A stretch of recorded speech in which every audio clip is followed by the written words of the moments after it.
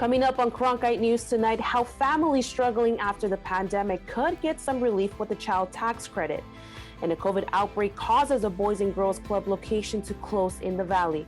More details to come. And later on Break It Down, as the Olympics get underway, we look at how sports can inspire community activism. Cronkite News starts now.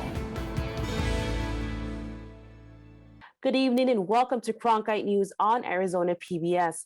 I'm Kimberly Silverio Bautista. Thank you for joining us. This morning, Congressman Greg Stanton visited UMOM New Day Center in Phoenix to show his support for the expanded child tax credit. Reporter Julia Zander went to the conference to hear more about the plan. The expanded child tax credit was passed and signed into law by President Biden in March. It was enacted under the American Rescue Plan, which is a $1.9 trillion stimulus bill that passed during COVID-19. Families that are eligible will receive up to $300 a month per child until the end of 2021. Families that signed up to receive a stimulus check from the IRS or filed tax returns for 2019 or 2020 will get the tax relief. And families who didn't will have to use the IRS Child Tax Credit non-filer tool to sign up. Representative Greg Stanton explained how important this is to families in Arizona. That's going to make a real difference in the lives of families. Breathing room when it comes to paying bills, buying school supplies, or helping cover the cost of childcare. These are automatic monthly payments that will create new opportunity for kids at every income level. Families listened to Representative Stanton during his visit to UMOM to learn more about the child tax credit. Many within the community did not know how to sign up, and UMOM New Day Center's CEO spoke about the difference they're making every day. UMOM's been working with families for a long time, more than 60 years. And we also help single women, though, many of whom are soon to reunite with their children, find good jobs, and find affordable housing. As a lot of you know, we help about 15,000 people each year. About 1.5 million children in Arizona can benefit from the child tax credit, and more than 230,000 Arizona children under 18 could be brought closer or even above the poverty line. You know, I talked to a young lady in this very audience who has 9 children. Think about how life-changing signing up for this tax credit and receiving those benefits for each one of those children, how life-changing it's going to be for that young single mother. It really is amazing. In Phoenix, Julia Sandor, Cronkite News. The first payment for the child tax credit was disbursed on July 15 and will continue monthly until December 2021. There is more information for signing up on the irs.gov website. With help from the U.S. Department of Agriculture, K through 12 students in Arizona will be able to get free lunch and breakfast at schools for the next year. The department introduced this last year to help students eat during the pandemic. Now, it's extended the free lunches program until June 30th next year. According to a press release from the USDA, up to 12 million children in the country live in households where enough food isn't guaranteed. For some classes have already started in the state, and many districts start in less than 2 weeks. A Boys and Girls Club closed in Scottsdale due to a coronavirus outbreak among staff. The location will be closed for the next week. According to a spokesperson, more than 20 people have contracted the virus at the Vestar branch. CEO of the Boys and Girls Club for Greater Scottsdale says all staff will be required to get vaccinated due to the outbreak. He added that safety is a #1 priority for the club.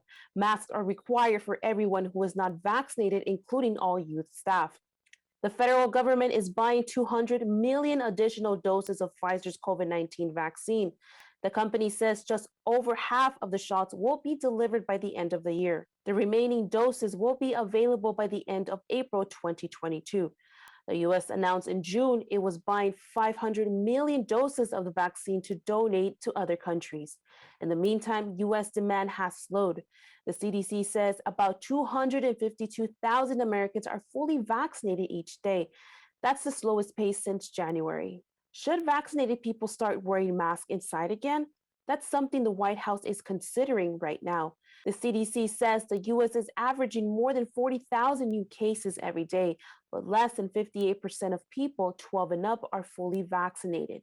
The White House says we are at a pivotal moment in the pandemic. Earlier this year, the CDC dropped its mask recommendation for people who are vaccinated. But now the White House is holding preliminary conversations on whether that guidance should be revisited. What's happening now is all the major scientific operations in this country and the 25-person group we put together are looking at all the possibilities of what's happening now. Coming up after the break, the stresses Lake Powell is undergoing, how drought is hurting water levels and what that means for the state. And later, the drought in the western U.S. is expanding. Don't go away.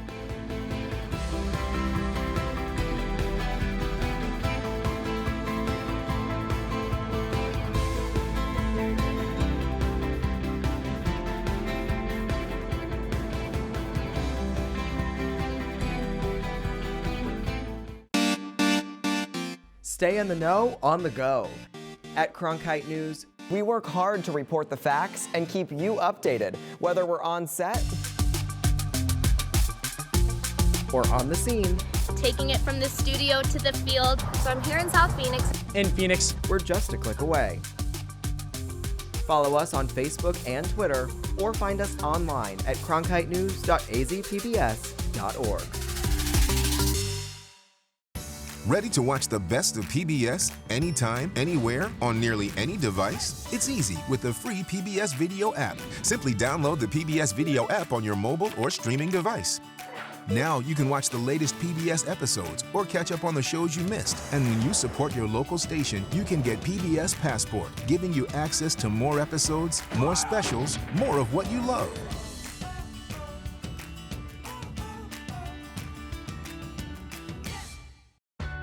Watch Arizona PBS any way you want, on air and online. Download the PBS Video app to stream your favorite PBS programs anytime you want. And you can even watch Arizona PBS live, wherever you are, right from our website at azpbs.org. Don't forget about all your favorite PBS Kids shows, too, on the PBS Kids Video app. Watch Arizona PBS, your way today. Cronkite News provides students at ASU's Walter Cronkite School of Journalism with the opportunity to gain real-world experience in the newsroom. At Cronkite News, our students produce professional content for audiences by taking on all roles, whether they be reporting, anchoring, producing, or studio production. Each department gives students first-hand professional newsroom experience. For more information, visit cronkitenews.azpbs.org. Water levels at Lake Powell are down by more than 2 million acre-feet, and levels are projected to drop even more. A recent Bureau of Reclamation study predicts lake levels will dip below the target of 3,500 feet in the next year. That would be its lowest point since it was filled in 1968. Wayne Pullen from the U.S. Bureau of Reclamation says Upper Colorado River Basin states like Utah and New Mexico will help. They plan on increasing water deliveries from their own reservoirs. That should help Lake Powell raise water levels above 3,400 feet. Those deliveries are scheduled between now and December. Drought conditions in the West are getting worse, according to the latest U.S. Drought Monitor report released Thursday. More than 2/3 of Western U.S. is dealing with the extreme or exceptional drought. That's the highest level in recorded history. Experts say conditions are expanding significantly in the Pacific Northwest. 27% of Washington state is now seeing extreme conditions. Just last week, the state had no exceptional drought on record. Oregon reports its affected areas have nearly quadrupled this month to 17%. Summer monsoon rains are expected to offer some relief in the state, but won't be enough to fix the drought here. Continuous rainstorms have blown through the valley today. Last night, they caused power outages in some areas in the East Valley. Those storms are expected to continue through tomorrow and possibly the whole weekend. Let's go to Tina Giuliano in the Weather Center to see what to expect from the rain. Yeah, we are seeing a lot of rain, thunderstorms, thunder. If you were even able to sleep last night with all of that activity going on, we're going to be seeing this through the rest of the weekend here with this moisture kind of going through most of the state, starting up there and kind of going towards the California side, and we'll see it there in Tucson as well. And so we're seeing this moisture, kind of the big picture here. We're not the only ones. We're over here with all of that moisture, but Colorado is seeing it as well.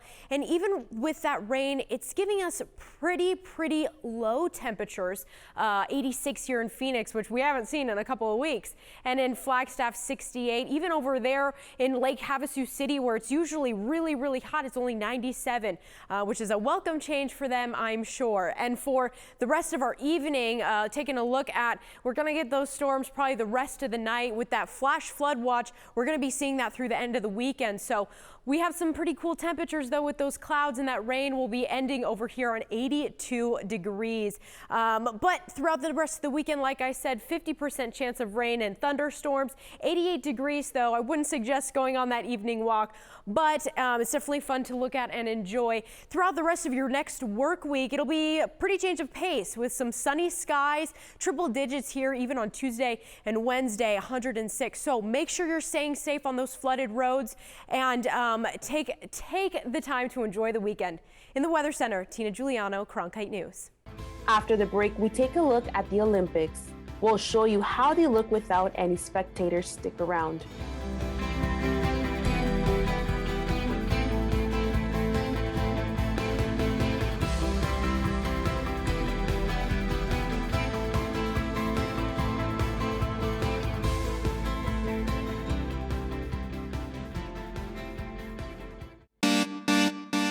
Stay in the know on the go. At Cronkite News, we work hard to report the facts and keep you updated, whether we're on set or on the scene. Taking it from the studio to the field. So I'm here in South Phoenix. In Phoenix, we're just a click away. Follow us on Facebook and Twitter, or find us online at cronkitenews.azpbs.org. Ready to watch the best of PBS anytime, anywhere, on nearly any device? It's easy with the free PBS Video app. Simply download the PBS Video app on your mobile or streaming device. Now you can watch the latest PBS episodes or catch up on the shows you missed. And when you support your local station, you can get PBS Passport, giving you access to more episodes, more specials, more of what you love.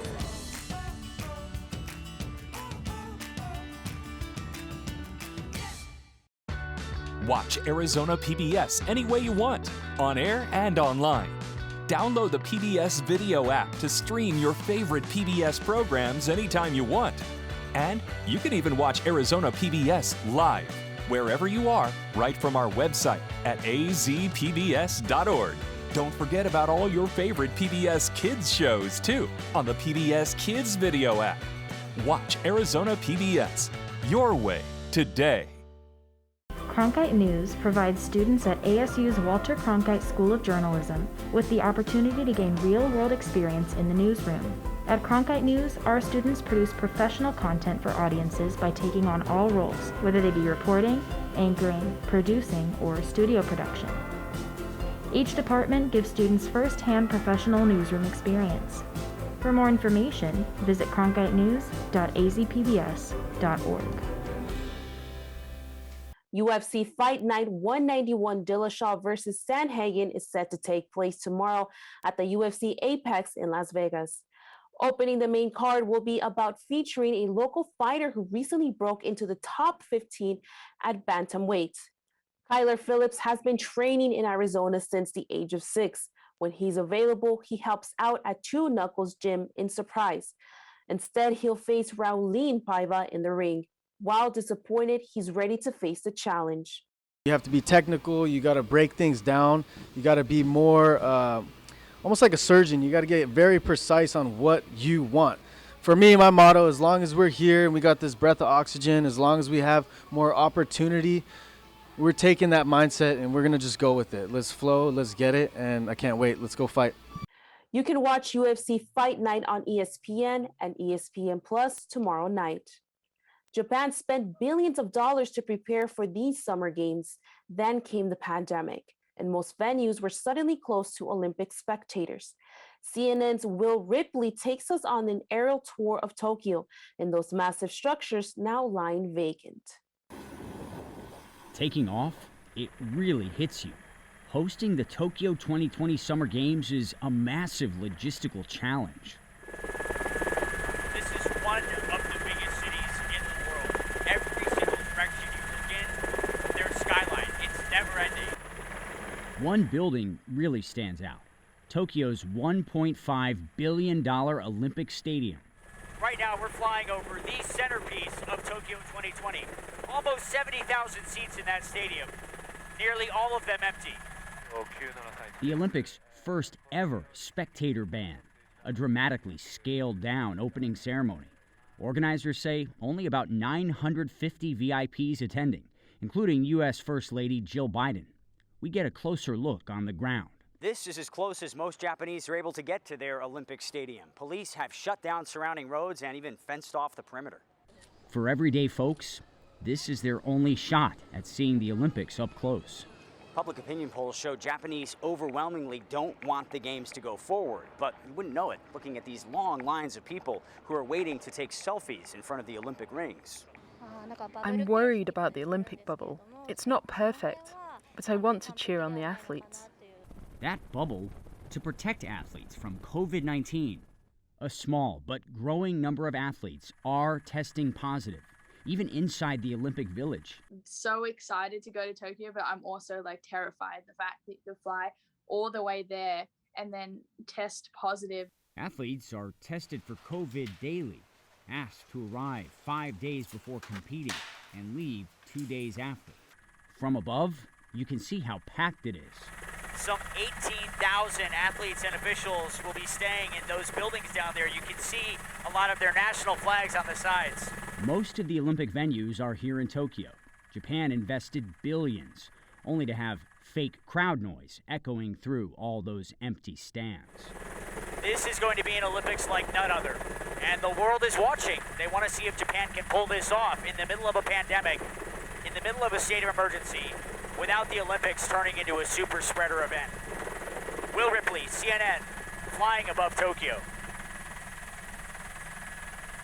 20 Sun Devils will be competing in the Olympics, including 3 current students. That's it for Cronkite News tonight. Thanks for joining us. For top Arizona stories anytime, go to cronkitenews.azpbs.org.